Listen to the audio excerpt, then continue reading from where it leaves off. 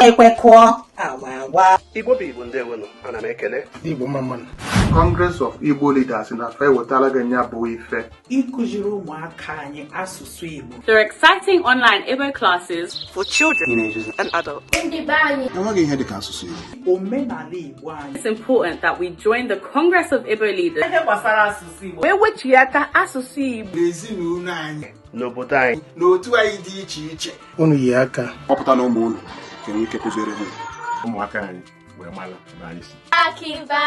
bikonu bịanụ ka anyị mụọ asụsụ Igbo bikonu pụtanụ asụsụ Igbo na-atọ m ụtọ Igbo amaka Igbo dị mma Ya gazie. Congress of Igbo Leaders unu nwaka o. unu nwa aka Asụsụ Igbo ebe a nọ